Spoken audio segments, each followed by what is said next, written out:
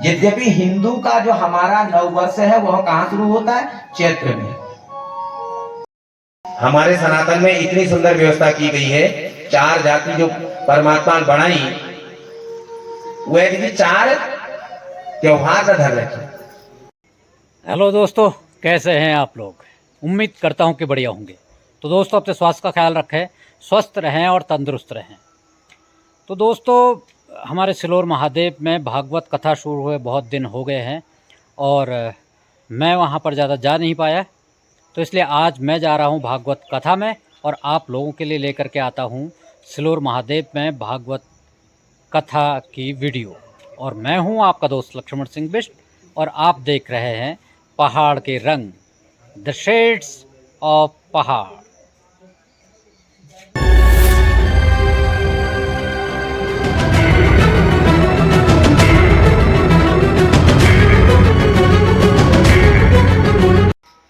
तो दोस्तों, अगर आप लोगों को हमारी वीडियो पसंद आए तो उसे लाइक करें, शेयर करें और सब्सक्राइब करें और कमेंट करके ज़रूर बताएं कि हमारी वीडियोज़ आपको कैसी लग रही हैं और किस तरह की वीडियोज़ हम लोगों को बनानी चाहिए। ये रात की कहीं बाहर थे क्या? दिख नहीं रहे थे 2-3 दिन से।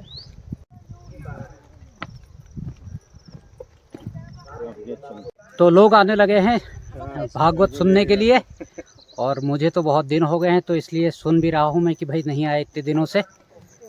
सारे लोग पहुँच रहे हैं। हाँ, चलो, अभी तो पापड़ा से आ रहे हैं आमा लोग और बाकी लोगों के पास आपको लेकर के चलता हूँ मैं।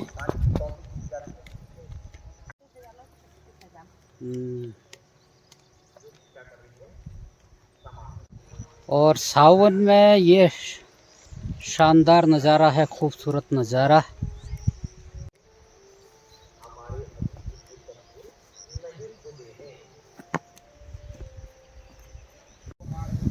और सारे लोग दूर दूर बैठ करके भी भागवत कथा का आनंद ले रहे हैं। सोनू भाई भी हमारे बैठे हुए हैं इधर। और कान्हा बैठे हुए हैं दुकान पर और कान्हा ने लगा रखी है दुकान। यहाँ पर आपको धूप अगरबत्ती वगैरह कुछ भी चीज़ चाहिए होती है तो यहाँ से आप ले सकते हैं। और उधर चल रहा है भागवत करना, आपको लेकर के चलता हूँ। और ये है हर्षित खाती और ये है रोशन खाती। हाँ, और उधर एक बच्चा बैठा हुआ है और एक इधर भी बैठा हुआ है, खड़ा है। ये देखो आनंद ले रहे हैं। हाँ,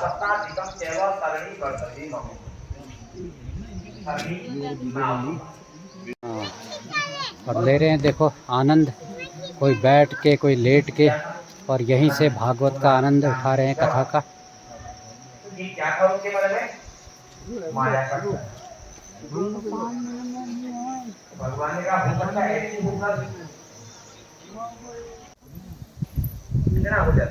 और कथा सुनने वाले आ रहे हैं फटाफट दौड़ लगा करके।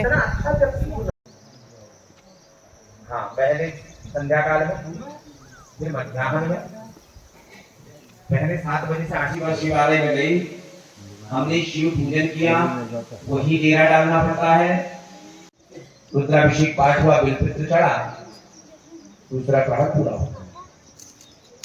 फिर हमने थोड़ी देर भजन कीर्तन किया, शिव कथा को सुना, तीसरे प्रहर मार, तीसरे प्रहर से पहले स्नान किया, फिर जाकर के तीसरे प्रहर की पूजा करी। ठीक है, 2 बजे। फिर हमने शिव कथा का श्रवण किया, फलाहार का जो हमने करना है वो कर दिया। तत्पश्चात हम चौथे प्रहर में आ जाते हैं। चौथा प्रहर होता है प्रातः काल 4 बजे से। ठीक है, तो चौथे प्रहर में हमने फिर शिव जी की पूजा करी, स्नान करा, शिव जी की पूजा करी, रुद्राभिषेक पाठ किया, बेलपत्र चढ़ा। तो इसको 4 प्रहर की पूजा कहते हैं। और फिर प्रातः काल भगवान के लिए हवन वगैरह किया, हलवे का भोग लगाते हैं उसमें भगवान को। तो ये 4 प्रहर की पूजा कहते हैं। शंकर जी की 4 प्रहर की पूजा पुत्र प्राप्ति के लिए, शत्रुनाश के लिए, धन प्राप्ति के लिए, तमाम कामनाओं के लिए की जाती है। ऐसी प्राप्ति के लिए होती है चतुर्दशी के दिन। बीत गया और निराहार रह गया पूरी रात। और 4 पहर की पूजा का मतलब निराहार रहना होता है। आप पूजा नहीं करेंगे, फलाहार कर सकते हैं, लेकिन इसने क्या कर दिया? निराहार कर दिया। तो ऐसा संयोग भगवान का उसके ऊपर। ये जानता भी नहीं था कि मैंने जो है शिव जी की पूजा कर दी है। मैंने शिव जी, महात्मा कह रहे हैं, जाके हुई भावना जैसी प्रभु दीने तीन मूरत ऐसी। भाई जैसा सोचोगे वैसे बन जाओगे। मंदिर में जाने हम शिवलिंग में जल चढ़ो, लेकिन भाव नहीं दिया हमारे मन में। पूजा करा रहे हैं हम या पूजा कर रहे हैं हम, लेकिन भाव नहीं है, तो पूजा निष्फल है। इसलिए परमात्मा को मन में लाइए, भाव रखिए मन में। जब तक भाव नहीं होगा वो पूजा निष्फल है, उसी काम के लिए। तो यहां आज जब द्वापर का अंत आ रहा था और कलिकाल प्रारंभ होने जा रहा था, यानी कि द्वापर के चौथे चरण 88,000 शौनकादि ऋषि, अब इन्होंने चिंता की कि कलिकाल में क्या नहीं होगा, हमारा सम्मान नहीं होगा, कलयुग। तो विचार किया, ही सारे ब्रह्म लोग चले गए, ब्रह्मा जी के पास गए। उन्होंने कहा भाई क्या कारण है आने का, बताइए। तो ब्रह्मा जी ने कहा,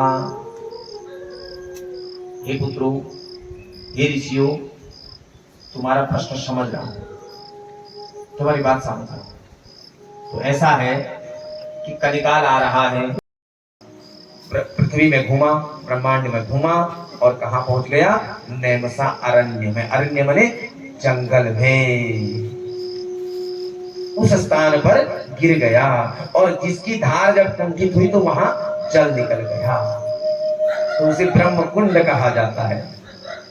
तो सारे ऋषि जो है उस स्थान पर बैठे, स्नान करें और उसके पास में जो अक्षय वट है, और मैंने नहीं, क्षय माने खंडित, जो कभी खंडित नहीं होता है, जिसको आज भी 6000 वर्ष पूर्व का वृक्ष है, उस वृक्ष के नीचे व्यास जी बैठ करके, सूत जी बैठ करके वहां कथा का श्रवण करा।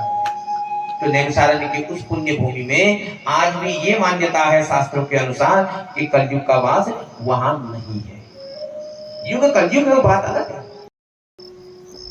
कितने मनवंतर बताए थे? 14 मनवंतर। उन 14 मनवंतरों में एक मनवंतर है स्वारोचित नाम मनवंतर। तो स्वारोचित नाम मनवंतर के विषय में कह रहे हैं कि उस मनवंतर में एक राजा हुए जिनका नाम सूरत था। बड़े प्रतापी राजा थे, धर्मात्मा थी, सत्यवादी थी, प्रजा का पालन करते थे, ब्राह्मणों को दान देते थे, यज्ञ करते थे, अनुष्ठान करते थे, गौ की सेवा करते थे। राजा के राज्य में कभी अकाल नहीं पड़ता। राजा के राज्य में कभी अतिवृष्टि नहीं होती थी। अधिक वृष्टि, जितनी आवश्यकता है उतनी ही बारिश होती थी। ऐसे धर्मात्मा राजा, बहुत सुंदर राज्य उनका चल रहा था। प्रजा बड़ी प्रसन्न रहती थी। राजा का पहला कर्तव्य है अपनी प्रजा को प्रसन्न रखना। वही राजा क्या माना गया है? अच्छा माना। राजा के ऊपर प्रजा के ऊपर कर लगाई, कैसा? यथा योग्य टैक्स, जो हम वहन कर सकते। जैसा कि तुम हमारे हम भाई इधर टैक्स लगा दे जो हम दे नहीं सकते, ऐसा अपनों से। किसी के घर में चोरी कैसे होगी? जब घर का कोई मिला होगा, और नहीं तो भाई इतने आसानी से किसी के घर से चोरी नहीं की जा सकती। चोर को क्या पता है यहाँ पे बॉक्स है, इस अलमारी में पैसे हैं, होता है ना। तो राजा के जो मंत्री थे वो अंदर ही अंदर जो है मलेच्छों से जाकर के मिल गए और राजा को कानो कान भनक नहीं। अचानक बहुत बड़ी सेना तैयार करके वो मलेच्छ जो है राजा के साथ युद्ध करने लगे। राजा ने भी अपनी सेना को बुलाया, उनके साथ युद्ध किया। लेकिन संयोग देखिए कि राजा की सेना उन मलेच्छों के साथ हार गई। राजा युद्ध छोड़ करके जब हार गए तो युद्ध छोड़ के भाग गए, क्योंकि राजा को अगर राजा वहां रुकते तो राजा को बंदी बना दिया जाता, कारागार में डाल दिया जाता। इसलिए उन्होंने जो है वहां क्या कर दिया, छोड़ के चले गए। अब राजा के राज्य से 30 योजन की दूरी पर, अब मैंने आपको एक योजन का और देवी के उस महामंत्र का जप करते थे, ओम ऐं ह्रीं क्लीं चामुंडाय विच्चे। देवी का बीज मंत्र क्या है, ओम ऐं ह्रीं क्लीं चामुंडाय विच्चे, मैया का मंत्र है।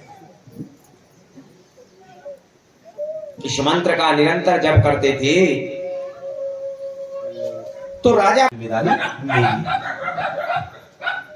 ऐसा जब राजा को मिला तो राजा उस आश्रम में रहने लगे। तो उनका जीवन चल रहा था वहां पर, सोचते रहते थे अपने राज्य के बारे में, अपने पत्नी के बारे में, अपने पुत्र के बारे में चिंतन करते रहते थे, सोचते रहते थे। अचानक एक दिन क्या हुआ, समाधि नाम का एक वैश्य, वैश्य माने व्यापारी, समाधि नाम वैश्यो उत्पन्ना धनिना कुरु। धन वैश्य व्यापारी जो है धनी होते हैं। हमारे समाज में 4 वर्ण है ना, ब्राह्मण क्षत्रिय वैश्य शूद्र। शूद्र माने सेवक, अशुद्ध शुद्ध शब्द का अर्थ होता है छोटा, कर लेते हैं बड़े बड़े क्या क्या बना देते हैं, लेकिन शूद्र शब्द का अर्थ है छोटा। बीच में एक बड़ा विवाद चल रहा था ना, भूल गवार शूद्र पशु नारी शकल ताड़न के अधिकारी। देखो मैं तो आप लोगों से हमेशा एक बात कहूंगा, इन नेताओं के चक्कर में मत पड़ो, सनातन का विरोध करने लगते हैं, तो इनका अपनी अस्तित्व नहीं है। हमारे यहाँ उन्हें बिना पेंदा लूटा पर ये हुआ, अगर आप इनके बहकावे में आ गए तो हमारा जीवन भी खत्म। ये लोग होते हैं सत्ता के लोभी, इनको सत्ता चाहिए बस, उसके लिए ये कुछ भी कर सकते हैं, इस भारत माता को भी बीत सकते हैं, ये आप तय मान लें। लगता है वहां तो बाकी भैया देखो, हम गांव में हमारे कोई चचाची, कोई भतीजा है, कोई भाई है, कोई भाभी है, हमें क्यों आपस में बैर करना है। ये यहाँ हमें लड़ाते हैं, फिर ऊपर जैसे उत्तराखंड की राजधानी देहरादून है, वहां जाके सब एक होते हैं, यहाँ आला हुआ है काट करो, हुआ है काट करो, तो हम नहीं समझ पाते। थोड़ा बड़े स्तर से सोचो, ये एक ही साथ सब एक ही थाली के चट्टू में, एक चीनी जहां जाला सब वही देखी जाती है। हमारे सनातन में इतनी सुंदर व्यवस्था की गई है, 4 जाति जो परमात्मा ने बनाई, वह 4 त्योहार का धर रखे। ब्राह्मण रक्षाबंधन, श्रावण।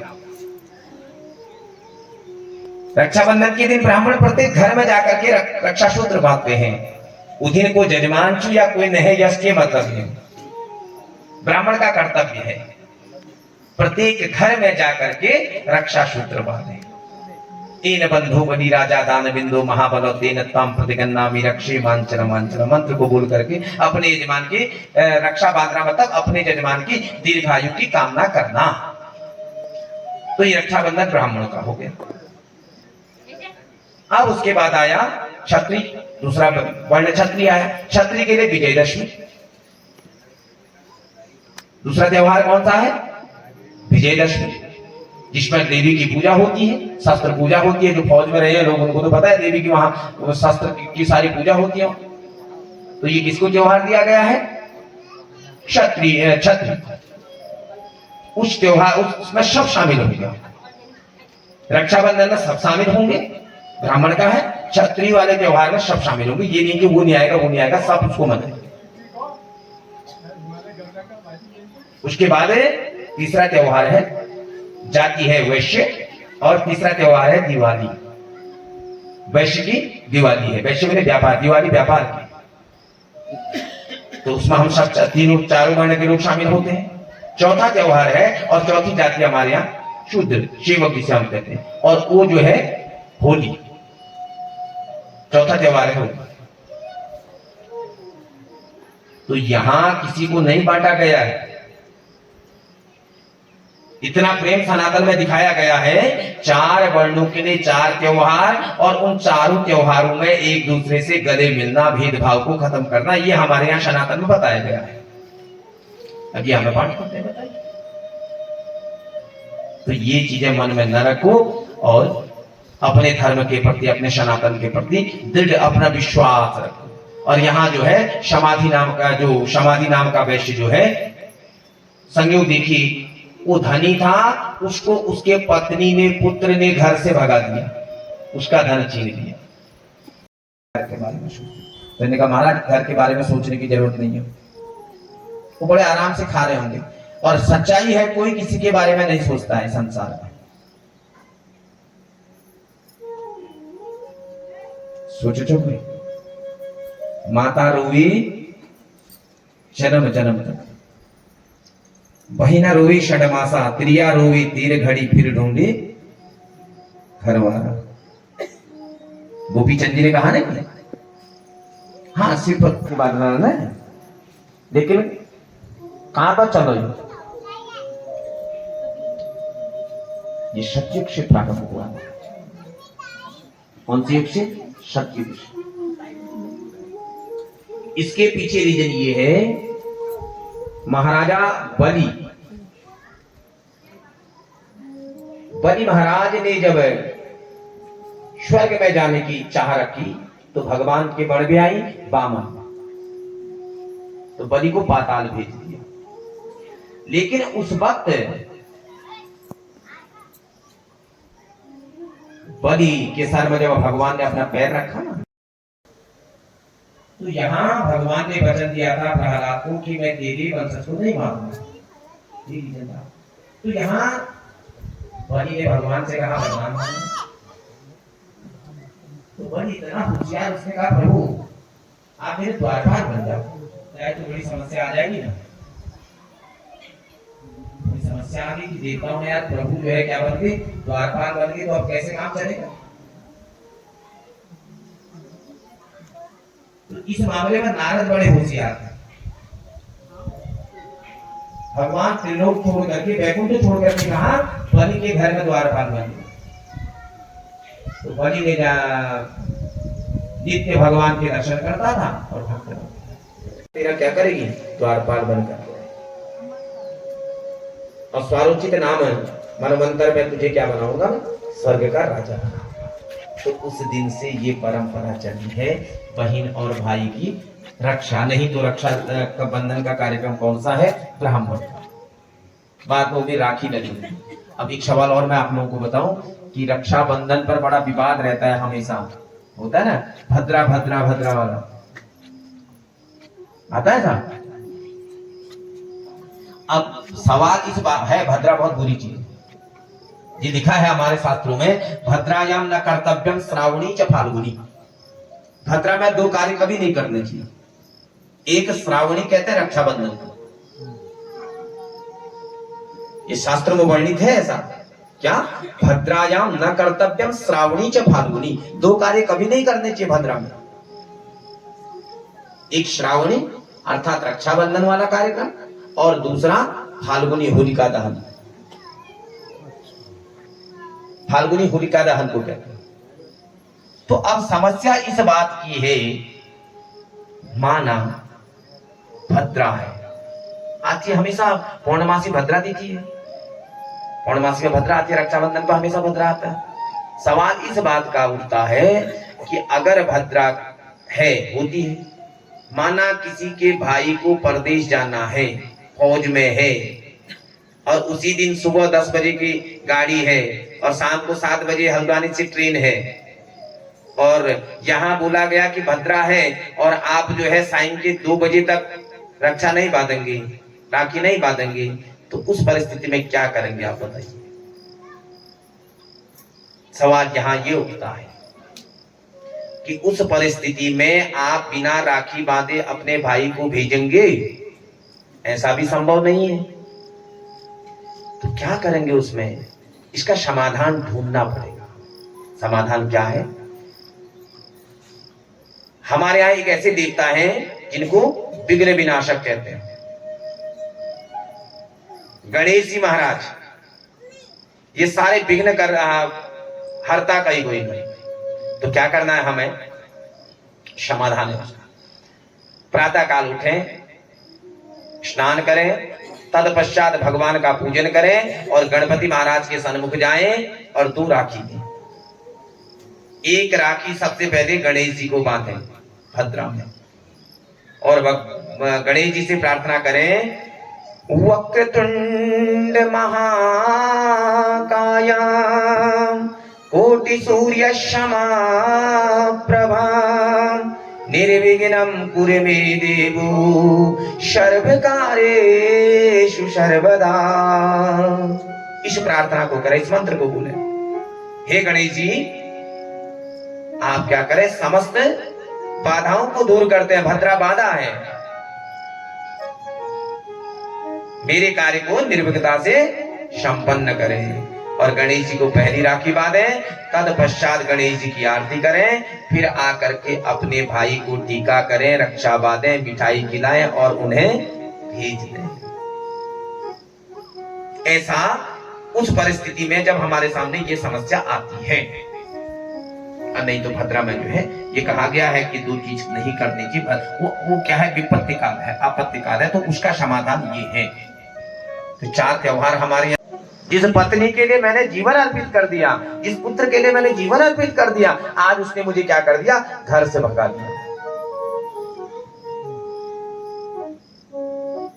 राजा को समझाया, लेकिन राजा ने नहीं समझी। तो अब दोनों जो है ऋषि के सन्मुख गए कि महाराज हमें क्या करना चाहिए, इससे आगे हमें क्या करना चाहिए, इसके विषय पे जो है ऋषि से चर्चा हुई। ऋषि ने कहा, हे देव, दोनों मिलकर के क्या करो, मां जगत जननी भगवती पराम्बिका की पूजा करो, आराधना करो। उन्होंने कहा कैसे करनी है, इसके विषय में तो हमें कुछ पता ही नहीं है। उन्होंने कहा देवी के सबसे पहले बीज मंत्र का जप करो, ओम ऐं ह्रीं क्लीं चामुंडाय विच्ची।